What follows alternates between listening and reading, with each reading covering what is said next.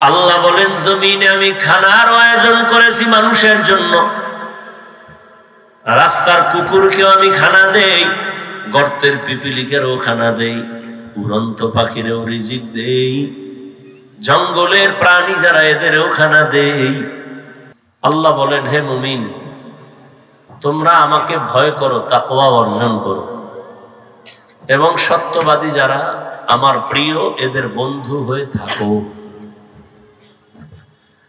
নবীজি বলেন মান তাওয়াযা লিল্লাহ রাফাআহুল্লাহ, যে ব্যক্তি আল্লাহর জন্য নিজেকে বিনয়ী করে নেয়, ছোট করে নেয়, ছোট মনে করে, আল্লাহ তার মর্যাদা বাড়ায় দেয়। সুবহানাল্লাহ আসবে না? যেই পরিমাণ বিড়ি টানেন, গীবত করেন, মিথ্যা বলেন, গালি দেন, ওই জবানে সুবহানাল্লাহ আসতে তো অনেক সময়ের দরকার। খুব খেয়াল করেন নবী কি বললেন, যে ব্যক্তি নিজের ছোট মনে করে চলবে তার মর্যাদা, বলেন কথা বলেন, আল্লাহ বাড়াবেন। কতদূর বাড়াবেন? নিচের সীমানা আছে, উপরের কোনো সীমানা নেই। কতদূর বাড়াবেন?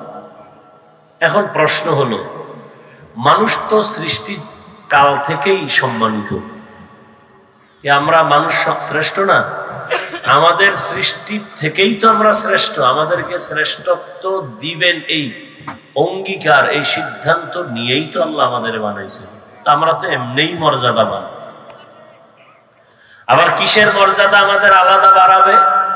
আল্লাহ তাআলা বলেন ওয়ালাকাদ কাররামনা বানি আদম ওয়া হামালনাহুম ফিল বাররি ওয়াল বাহরি ওয়া রাযাকনাহুম মিনাত তাইয়্যিবাত ওয়া ফাদ্দালনাহুম আলা কাসীরিন মিম্মান খালাকনা তাফদীলা। বনি আদম বড় দামি। আদম সন্তানের মতো আল্লাহ কাউকে শ্রেষ্ঠত্ব দান করেন নাই। 24টা ঘন্টার প্রতিটি মুহূর্ত নূরের সৃষ্টি ফেরেশতারা আল্লাহর গুণগান গায়। 1 সেকেন্ডের জন্য আল্লাহর বিরোধিতা করে না, গুনাহ করবে তো দূরের কথা, গুনাহ চিনেই না।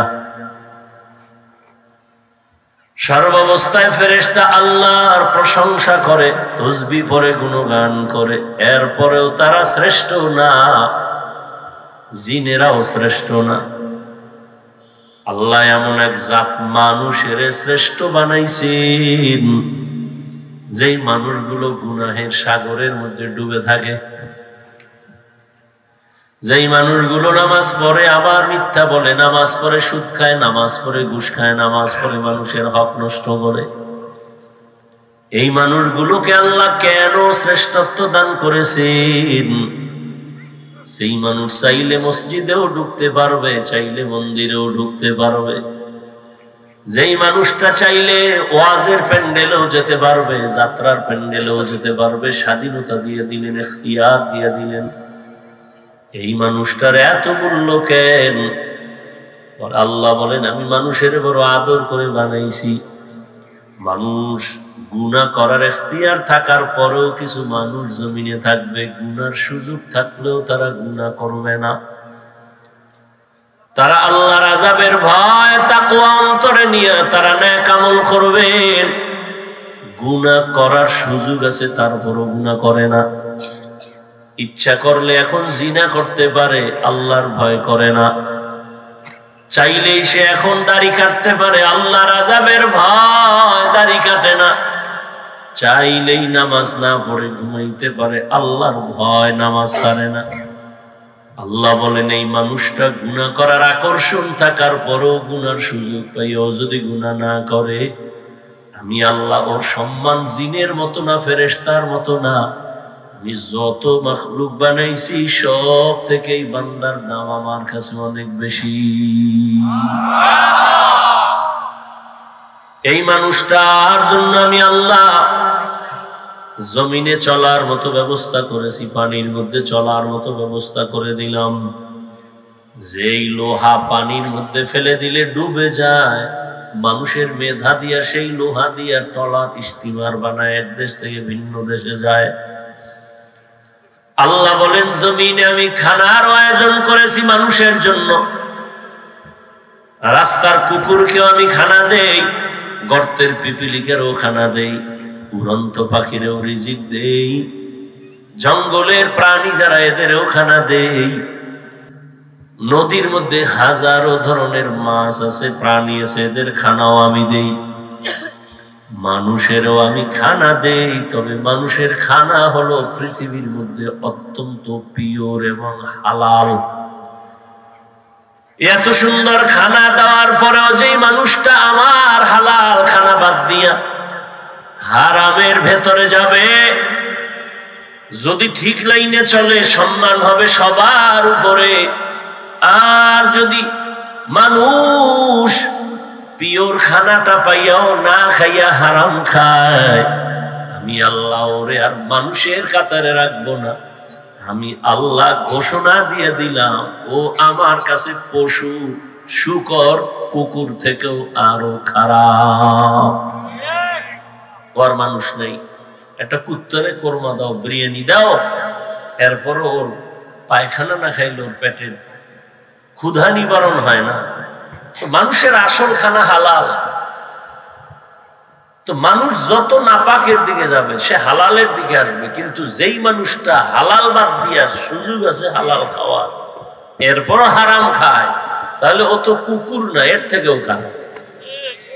কি তাও আল্লাহ বলছেন, ওয়ালাকাদ যারানা লিজাহান্নামা কাসীরাম মিনাল জিন্নি ওয়াল ইনসি লাহুম কুলুবুন লা ইয়াফকাহুনা বিহা ওয়ালাহুম আ'য়ুনুন লা ইউবসিরুনা বিহা ওয়ালাহুম আযানুন লা ইয়াসমাউনা বিহা উলাইকা কাল আনআমি বাল হুম আদাল উলাইকা হুমুল গাফিলুন।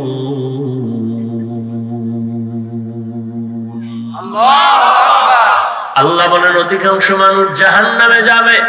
কেন? তাদেরকে আমি ভাবার মতো কল্প দান করলাম, ফিকির করবে, ভাববে, গবেষণা করবে, আসমান কে বানাইলেন, জমিন কে বানাইলেন, এই সুন্দর একটা ছোট্ট প্যান্ডেল, এতগুলো খুঁটি দেওয়ার কি প্রয়োজন ছিল? অথচ এর থেকে হাজার হাজার হাজার কোটি গুণ বড় আল্লাহ আকাশ বানায় রাখছেন। এত বিশাল আকাশ, একটা আর দুইটা না, 7টা আসমান আল্লাহ বানায় রাখছেন। এত বিশাল আসমান, এক একটা আসমান থেকে আর এক আসমানের মাঝখানে ফাঁকা 500 বছরের পথ। জমিন থেকে ওই প্রথম আসমান পর্যন্ত 500 বছরের দূরত্ব। এভাবে 7টা জমিন আল্লাহ বানাইছেন। এরে আল্লাহর গোলাম, এই 7 আসমান 7 জমিন বানাইতে আল্লাহ বলেন আমার সময় লাগছে ফি সিত্তাতি আইয়াম, মাত্র 6 দিন। কয়দিন? এত বিশাল আসমান আল্লাহ যেদিন থেকে টানায় রাখছেন, নিচ থেকে কোনো খুঁটিও নাই, উপর থেকে রশির টানাও নাই। আল্লাহ যেদিন এটা সেট করে দিয়েছেন, আজও পর্যন্ত এইভাবেই আছে, কোনোদিন নাড়াচাড়া করে না। ও আল্লাহর বান্দা, আমি আল্লাহ রব্বুল আলামিন এত সুন্দর আসমান বানাইছি, এত সুন্দর জমিন আমি বানাইলাম। আমি আল্লাহ সব মানুষ তোমার খেদমতের জন্য বানায় দিলাম। এগুলো নিয়ে গবেষণা কইরা যারা গবেষক আল্লাহর মহব্বতে, তারা বারবার বলবে রব্বানা মা খালাকতা হাযা বাতিলা। ও আল্লাহ, তুমি তো এগুলো অনর্থক বানাও নাই, সবগুলো তোমার কুদরতের নিদর্শন। এগুলো দেখবে আর গবেষণা করে আমি রবের মহব্বত অন্তরে নিয়ে আমার আল্লাহ বলে ডাকবে। কিন্তু বান্দা গবেষণা করে না। আমি চোখ দিছি দেখার জন্য দেখে না, কান দিছি শোনার জন্য শুনে না। চোখ দিয়ে দেখে কি দেখে? যা নিষেধ করেছি তা দেখে। দুটো চোখ দিয়া মা বাবাকে দেখবে, সওয়াব। চক্ষু দিয়ে কোরআন তাকায় তাকায় দেখবে আর পড়বে, সওয়াব।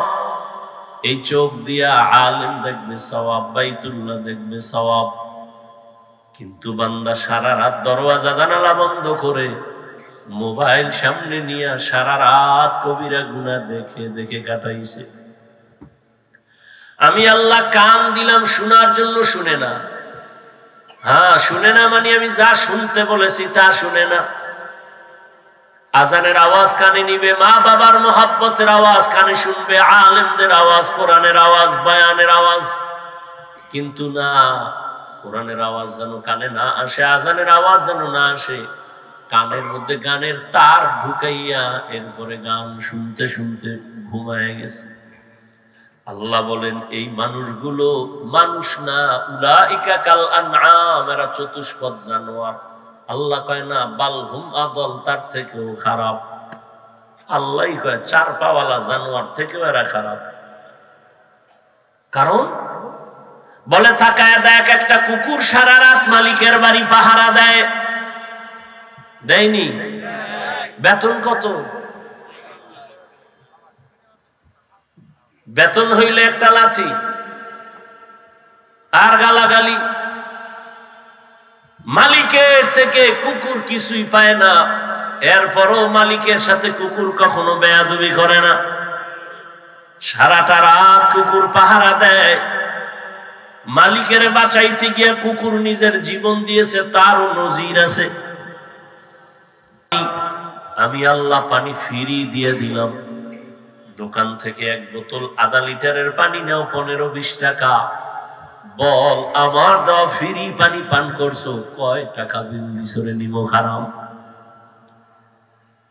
তোর জীবনে চলার জন্য আলোর প্রয়োজন, আমি সূর্য চাঁদ দিয়ে ফ্রি আলো দিলাম ফ্রি।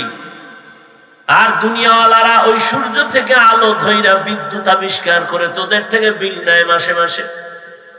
আমার দেওয়া সূর্যের আলো যে ফ্রি ব্যবহার করলি, কয় টাকা বিল দিছ বল।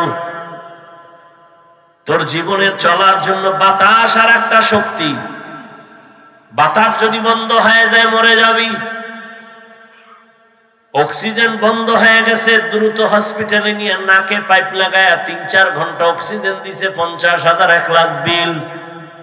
আমি আল্লাহর দেওয়া ফ্রি অক্সিজেন নিয়েছো, বল কয় টাকা বিল দিছো। ও বান্দা, আমি তোরে কি দেই নাই? আমার দেওয়া জমিনের ফসল খাইতেছো, নদীর মাছ আমার দেওয়া, তোর বাবায় দেয় নাই। গাছের ফল খাইতেছো, আমার বানানো। আমি আল্লাহর দেওয়া সব নেয়ামত তুই ভোগ করতেছো, আমার দেওয়া জমিনে চলতেছো।